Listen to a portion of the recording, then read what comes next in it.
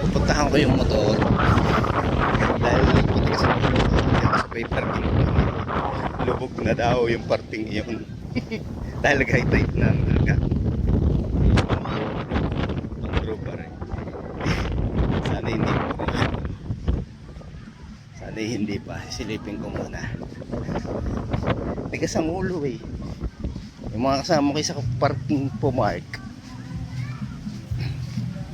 malaman, sana hindi pa lubog. Ay, silipin natin. Hindi na taas na ng tubig. Kasi hindi kami dumaan sa gitna.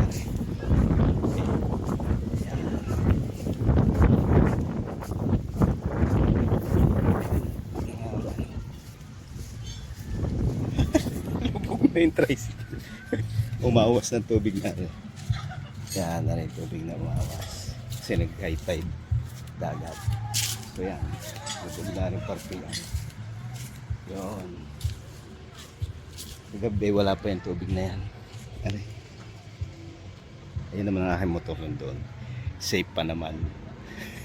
Pero ano ang tubig tumaas na.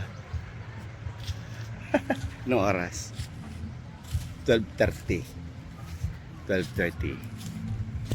Tumaas ang tubig yun.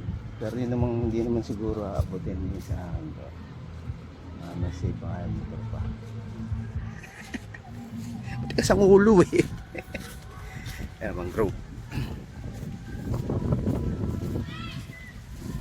Mangrove. Tapos doon yung dagat.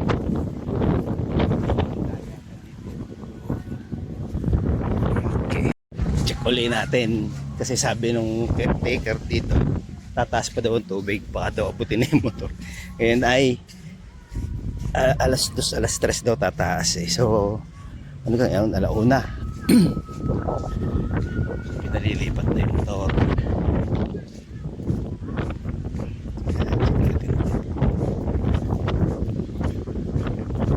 Ayun.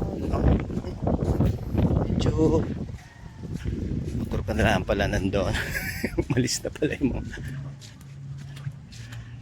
Ayun. Pero malayo-layo pa naman. Yung parang may nagalaw doon. Okay. Oo nga. Parang may buhaya. Upiranha. Tapos na yan. Ewan na din tayo din sa gilid. Yun o, ang dami may nagalaw eh. May gumagalaw doon.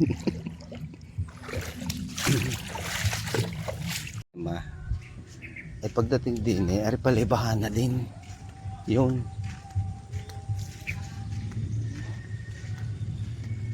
Ay baha din dadaan ako doon. Yain na muna. At least ari hindi ari tataasan ng tubig din eh. Hindi na muna.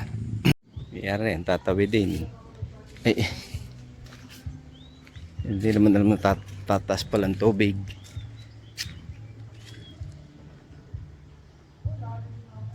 Yan, malalim daw. Eh, susubukan. Lalarga na. Yan.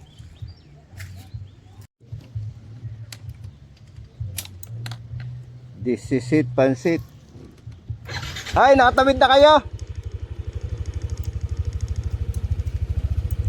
This is it, pansit. Mahala na.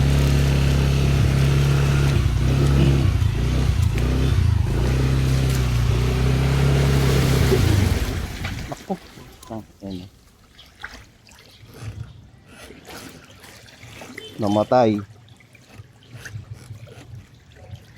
Di kaya.